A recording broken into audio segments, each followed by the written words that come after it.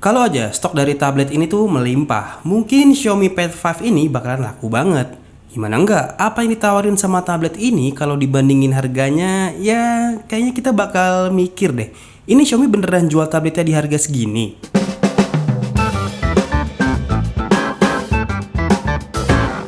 Oke, balik lagi sama gue Divi dari Gadgetainment. Gimana kabar teman-teman semua hari ini? Semoga tetap sehat selalu. Dan seperti yang gue bilang di awal video tadi, di tangan gue udah ada sebuah tablet dari Xiaomi. Ini tepatnya Xiaomi Pad 5. Ini tablet yang waktu diluncurin itu bener-bener bikin kita mikir, kok bisa Xiaomi ngeluarin tablet di harga segini. Ini harganya bener-bener gak ngotak. Yang ngotak pinggirannya. Ngotak beneran tuh. Nih ya, untuk bagian harga langsung gue taruh di depan nih. Dengan harga 5 juta kembali 1000 perak, Xiaomi tuh ngasih tablet yang bagus dengan layar yang cakep, prosesor kenceng, dan desain yang oke punya. Sebagai gambaran aja, sebelum gue megang tablet ini, tablet affordable itu jatuh kepada Huawei MatePad 11. Waktu itu kalau nggak salah harganya 7 jutaan. Nggak lama keluar deh tuh si Xiaomi Pad 5 ini dengan harga 5 juta tadi, 5 juta kembali 1000. Makanya gue bilang ini kayak waras gak sih sebenarnya Xiaomi bikin tablet harga segitu? Tapi banyak faktor nih yang bikin sebuah tablet tuh bagus atau enggak. Dan faktor utama pasti datangnya dari layar. Karena sektor ini tuh mostly jadi bagian yang paling sering interaksi sama usernya. Dan menurut gue layar dari Xiaomi Pad 5 ini masuk ke kategori bagus. Coba tengok ya, walaupun masih pakai jenis layar IPS LCD, tapi sekilas mirip kayak layar AMOLED loh. Kandungan warna yang bisa dihasilin juga sampai 1 miliar warna. Ini banyak banget. Terus juga refresh rate-nya ini udah tinggi sampai 120 Hz, support HDR10 juga dan juga Dolby Vision. Dan untuk dimensi layarnya juga gede, ini 11 inch. Untuk ukuran tablet 11 inch harga 5 jutaan, ini menurut gue superior banget sih. Ini by the way kita ngomongin tablet ya, bukan handphone. Kalau handphone harga 5 jutaan mungkin dapatnya ya yang mid range aja atau mid range kelas atas dikit lah. Tapi ini tablet yang layarnya lebih besar dan prosesornya juga bagus. Dan keberadaan bezel hitam yang cukup tebal di sini menurut gue juga nggak ada masalah ya. Ini malahan ngebantu banget nih, jadi enak banget. Bisa difungsiin jadi thumb rest atau tempat naruh jempol kalian. Kalau di tablet yang bezelnya kecil biasanya gue jadi lebih hati-hati megangnya ya, karena nggak ada grip gitu. Karena kalau misalkan kita pegang tablet yang ada bezelnya yang warna hitam gitu di pinggirannya, itu jadi thumb rest masih enak banget. Kalau misalkan makin tipis, kita nggak bisa naruh jempol, mau di mana naruhnya udah pasti kepencet-pencet layarnya gitu. Jadi untuk beberapa faktor ada bezel yang nggak terlalu tebel itu masih acceptable menurut gue, bisa jadi thumb rest. Oke, layarnya udah bagus nih buat ngakses konten multimedia. Terus semburan audionya gimana? Nah, di Xiaomi Pad 5 ini bagian audio ini juga diperhatiin nih, terutama di speaker eksternalnya. Speaker eksternalnya ini kalau misalkan kita lihat dari sekeliling bodinya ini ada 4 loh. Tapi, ini ada tapinya nih. Ini bukan kali pertama ya gue nyobain speaker 4 atau quad speaker di sebuah tablet. Karena sebelum ini gue udah pernah nge-review 2 tablet seenggaknya lah yang punya 4 speaker. Dan ada perbedaan tuningan di sini. Dimana kalau misalkan di tablet-tablet terdahulu yang gue coba, itu kalau nggak salah mereknya Huawei, itu 4 speakernya itu benar-benar bekerja maksimal. Begitu kita set di volume 50-60% aja itu udah kelihatan atau kedengeran menggelegar banget. Tapi di tablet ini entah kenapa kalau misalkan di set di bawah 60 atau di bawah 70% lah, itu kayak masih berasa cuman pakai dual stereo speaker aja. Tapi begitu di set di atas 80 baru deh berasa atau baru deh ketahuan kalau misalkan tablet ini tuh punya 4 speaker gitu. Mungkin di sini Xiaomi punya tuningan sendiri ya untuk audio ya, kenapa dibikin kayak gitu untuk si speaker eksternalnya. Apakah mungkin buat ngirit baterainya atau mungkin juga biar nggak terlalu sember, nggak tahu, cuman Xiaomi yang tahu. Tapi overall cukup oke sih 4 speaker yang ada di tablet ini. Dan ada satu hal yang menarik nih, karena ini Xiaomi, mereka punya fitur yang namanya Clear Speakers. Ini jadi salah satu fitur untuk kita bisa pakai bersihin speaker audionya dari dalam. Enak kan? Oke, sekarang kita masuk ke bagian user interface-nya. Untuk user interface-nya di sini MIUI 12-nya gue nggak ada masalah sih sebenarnya, tapi preferensi pribadi gue aja, gue agak kurang suka pakai launcher handphone di tablet kayak gini. Makanya gue lebih milih pakai aplikasi third party atau third party launcher dari Microsoft Launcher untuk dipakai di sini. Tapi kalau misalnya kalian mau lihat lebih detail dan lebih jelasnya, bisa langsung dilihat di sini. Nih, coba lihat ya, di sini MIUI 12-nya ini terpakai dan terpasang benar-benar di tabletnya. Icon-iconnya juga persis sama kayak ada di handphone Xiaomi, cuman ini gue kurang suka kayak bentuknya renggang-renggang gini loh. Ini kalau dipakai di tablet kayaknya emang bakalan begini karena layarnya besar kan.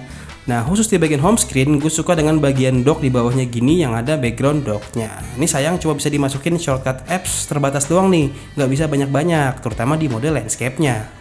Ya seperti yang gue bilang tadi, kalau misalkan di sektor UI itu benar-benar preferensi pribadi aja, makanya gue instalin si Microsoft Launcher. Tapi sayang banget tablet ini setelah gue otak-atik ternyata nggak punya desktop mode atau PC mode. Tapi tenang, jangan khawatir, gue menemukan satu cara akhirnya untuk bisa nginstal PC mode di tablet ini. Bisa loh. Nih ya, awalnya kan gue browsing kan, terus ada nggak ya desktop mode third party gitu buat diinstal di tablet ini, dan ternyata ada nih, gue nemuin ini namanya PC Launcher, dan pas gue coba install ternyata beneran bisa. Dipakai pun ini juga bisa nih, tampilan tabletnya seketika berubah jadi tampilan PC portable. Akses menunya bisa dari pojok kiri bawah, di bagian atasnya ini ada default apps yang ada di home screen-nya. Terus kalau misalnya kita pindah ke kanan bawah, di sini ada semua info dari mulai shortcut toggle, kalender, notification page, sampai 3 icon navigation button. Gue terus buka beberapa aplikasi, sukses bisa kebuka dan bisa dipakai. Hanya saja tampilannya ini nggak bisa di enlarge gitu nih, jadi harus puas dengan tampilan mobile di mini Windows kayak begini. Ya udahlah ya, nama juga third party kan, yang penting ada dan bisa dipakai lah. Dan kalau misalkan kita mau hidupin si PC mode-nya, begitu sudah kita install, kita tinggal tarik aja dari sini. Nanti di sini ada shortcut otomatis. Nah, ini PC mode nih. Kalau dipencet, dia langsung akan berubah jadi PC mode gitu. Dan jangan lupa diinstal juga. Untuk linknya nanti akan gue taruh di deskripsi di bawah. Siapa tahu teman-teman ada yang berminat untuk pakai. Next, kita pindah bahas performanya ya. Xiaomi Pad 5 ini datang dengan prosesor Snapdragon kepala 8, tepatnya Snapdragon 860. Ini prosesor masuknya kelas flagship ya, meskipun kelasnya ada sedikit di bawah Snapdragon 888. Gue kerja dan main game di tablet ini semuanya memuaskan. Gue tes main Pokemon mah ya udahlah ya, udah pasti dilibas ini mah. Terus lanjut gue coba main game balap mobil Need for Speed, ini juga dilahap. Bahkan ini detail-detailnya jadi kelihatan lebih bagus gitu dan lebih besar kan ini di tablet. Dan terakhir gue tes pakai game Marvel Avenger ini nih. Ini game surprisingly bagus banget dan juga berat banget. Bahkan waktu gua download itu bisa sampai di luar 1,5 giga, di dalam in game-nya tuh bisa 5 gigaan. Dan memang displaynya nggak mengecewakan juga karena memang game-nya juga udah bagus. Lihat sendiri kan grafisnya yang tertampil di tablet ini juga bagus banget. Ini nggak ada masalah, semuanya dimainin di tablet ini, Xiaomi Pad 5. Nah, pindah kalau misalkan gue pakai ngedit pakai dua aplikasi ini, CapCut dan juga Power Director, ini juga masih ngangkat ternyata. Bahkan ekspor maksimal di Power Directornya ini outputnya bisa sampai 4K. Apakah cuma sampai segitu aja kemampuan tablet ini? Tentu tidak. Gue masih akan mencoba menyiksa lagi Xiaomi Pad 5 ini dengan aplikasi Artscape. Ini aplikasi untuk exhibition online gitu ya, dan memang terkenal cukup berat pas lagi render si videonya. Apakah tablet ini bisa? Ya, kita udah masuk nih ya ke salah satu exhibition dari yang buat. Ini temanya Arabik gitu, dan ini cukup kompleks ternyata ya. Pas gue coba navigasiin, ini ternyata cukup lancar loh. Kayaknya ini ada di kisaran 30 fps ke atas lah. Semua material pamerannya bisa kelihatan bagus, kelihatan detail. Frame drop sih ya terkadang ada sedikit ya, tapi nggak terlalu mengganggu lah. Ya overall masih aman. Dan buat yang pengen lihat power dari chipset ini by datanya, ini langsung gue pakai si 3D Bench untuk ngasih tahu kepada kalian betapa powerfulnya tablet ini. Gue tes pakai beberapa skema deh ya, dimulai dari yang paling enteng dulu nih. Di mode Slingshot Extreme, ini skornya dapat hasil max out. Gile loh, max out. Bahkan tes ini menurut 3D Mark terlalu powerful, dan gue iseng-iseng aja gimana kalau misalkan tetap dites ternyata ya kayak begini. Terus skema kedua gue pakai Wildlife Test, overall skornya dapat di angka 3400-an dengan frame rate-nya di 20,60 fps. Masih masuk hitungan kenceng lah ini. Dan tes terakhir gue tes pakai skema Wildlife Extreme, skornya dapat di angka 987 dengan fps ada di angka 5,90. Nah, ini baru tes padan nih. Nah, gimana? Ternyata prosesor Snapdragon 860 itu memang termasuk prosesor yang masih buas dan cukup bisa diandalkan ya di tahun 2021 ini. Dan kita balik lagi ke tabletnya. Apa lagi ya yang belum dibahas ya? Oh, kamera. Dan karena ini sebuah tablet, kayaknya fungsi kamera tuh bakal jarang banget dipakai di sini, baik kamera depan maupun kamera belakang. Mungkin kamera depan masih sering dipakai kalau misalkan buat meeting online, tapi kalau kamera belakang kayaknya udah jarang deh. Tapi Xiaomi berbaik hati di sini ngasih kamera yang bentuknya tuh kece banget. Kalau dilihat dari agak jauh, ini tablet seolah punya dua kamera nih. Tapi kalau dilihat seksama dan dari dekat, baru deh ketahuan kalau kamera belakangnya ini cuman ada satu. Yang satu lagi ternyata cuma tulisan 13 megapiksel aja. Di prank nih sama Xiaomi. Dan untuk hasil fotonya, ini masih acceptable lah ya ada di tablet. Gue nggak terlalu expect hasilnya bakalan bagus banget sih. Karena seperti yang gue bilang tadi, frekuensi orang pakai kamera di tablet itu ya nggak bakalan terlalu sering.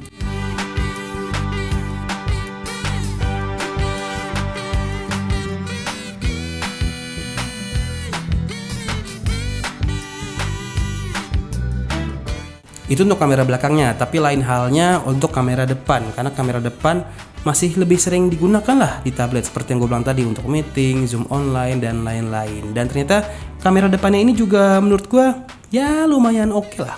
Kamera depannya ini resolusinya hanya 8 megapiksel aja dengan hasil foto yang ya oke lah ya, lumayan lah ya. Kalau misalnya dipakai untuk record video, kamera belakangnya ini support up to 4K 30 fps. Wih, tablet dikasih 4K 30 fps di kamera belakangnya, oke juga nih. Dan kamera depannya ini up to Full HD 30 fps aja. Hasil lebih lengkapnya seperti berikut.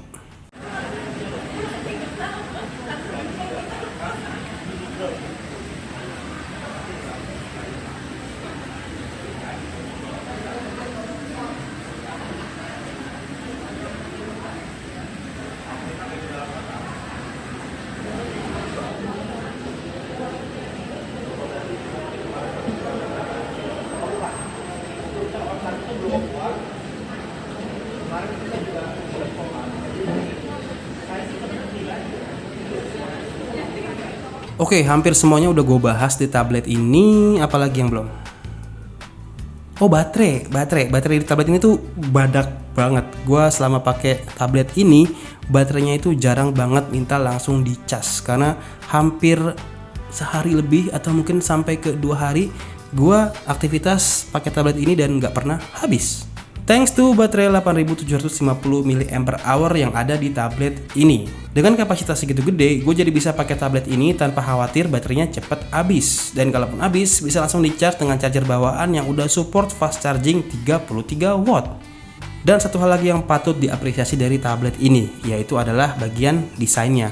Ini gue nggak bisa bohong sih, desain dari tablet ini tuh pertama kali ngeliat, gue langsung naksir dan ini kece banget. Udah gitu pinggirannya kotak, terus juga belakangnya warnanya putih, frame kameranya juga bentuknya bagus. Jadi rasanya sulit untuk gak jatuh cinta sama tablet ini di pandangan pertama. Kayak lagu. Nah, ini kelihatan banget kan dari bentuk frame kameranya yang mirip banget sama handphone Xiaomi, which is good to have. Dan warna putih yang gue punya ini juga kelihatan mewah banget, dengan aksen brandingan Xiaomi ada di bagian bawahnya. Dan kalau misalnya kalian perhatiin di bagian sisi persisinya, ini ada semacam 3 buah pin magnetik buat konekin ke keyboard case-nya. Dan di bagian atasnya ini ada semacam kayak bar lurus panjang gini. Ini buat naruh pennya Xiaomi di sini. Tapi belum tahu nih, ini fungsinya bisa sekalian buat ngecharge apa enggak. Sayangnya yang dipinjemin sama Xiaomi Indonesia kepada Gadgetainment itu hanya unitnya aja, nggak sama keyboard case-nya dan juga sama pennya. Tapi ada kabar baiknya, kalau nggak salah beberapa hari yang lalu dari video ini dibuat, itu udah diperjualbelikan. Harga si pennya itu kalau nggak salah 999 ribu ya, bukan rupiah ya, 999.000. Dan untuk si keyboard case-nya juga harganya sama. Jadi kalau mau beli sepaket harus nambah 2 juta lagi dipasang di sini gitu. Apakah harga tambahan untuk 2 aksesoris itu worth it? Saya kembalikan kepada teman-teman semua yang punya dan yang nonton video ini, karena dari yang gue pakai aja sih untuk nggak pakai keyboard ya lumayan bisa diandalkan. Tapi alangkah baiknya kalau misalkan dipakein keyboard dan si pen yang tadi, karena biar gimana pun ini gede 11 inch, peruntukan untuk dipakai sambil dipegang itu kayaknya agak susah ya, lebih enak ditaruh dengan ada si keyboard case-nya gitu. Dan kesimpulannya, apakah tablet ini worth it di harga 5 juta? Menurut gua ini worth banget ya kalau misalkan kalian memang butuhnya adalah tablet yang harganya segitu dan powerful, punya chipset yang bisa diandelin tanpa ngelihat hal yang lain-lain lagi, tanpa ngelihat brand, tanpa ngelihat apapun lagi. Ini udah worth it. Tapi kalau pertimbangannya banyak, harus brand lain yang lebih terkenal, harus yang ini, harus yang itu, ya gue nggak bisa fully rekomendasiin yang ini sih, karena pilihan di market juga banyak banget, tinggal pilih aja. Tapi untuk di bawah 5 juta ini worth banget, dan Xiaomi berani banget bikin tablet harganya segitu. Dan kenyataannya seperti yang ditakutkan oleh user dan gue juga sebelumnya, tablet ini tuh sempat goib, karena pas gue mau beli aja gue ngecek waktu itu kosong, nggak bisa. Nanti akan dikasih tahu sama pihak Xiaomi-nya kalau ini udah ready stock. Malah kemarin yang dijual si aksesorisnya duluan gitu. Jadi semoga aja Xiaomi mendengar keluh kesah kami para penyuka dan para usernya, dan stoknya jadi lebih dibanyakin lagi, jadi produknya juga jadi lebih laku lagi. Sayang, ini udah bagus soalnya produknya. Menurut teman-teman gimana? Apakah ini worth it di harga segitu? Tulis di kolom komentar di bawah. Dan kayak cukup sekian dulu video gue kali ini tentang si Xiaomi Pad 5 yang kali ini udah nggak ada Mi-nya hilang. Harusnya kan Xiaomi Mi Pad, ini Xiaomi Pad 5 aja, jadi bacanya nggak pakai Mi, langsung Xiaomi Pad 5 gitu. Dan kalau misalkan kalian suka sama video ini, please like and subscribe, share ke teman-teman kalian, bilang kalau misalkan Gadget Teman bikin video baru. Akhir kata lebih cabut, sampai ketemu di video berikutnya. Bye.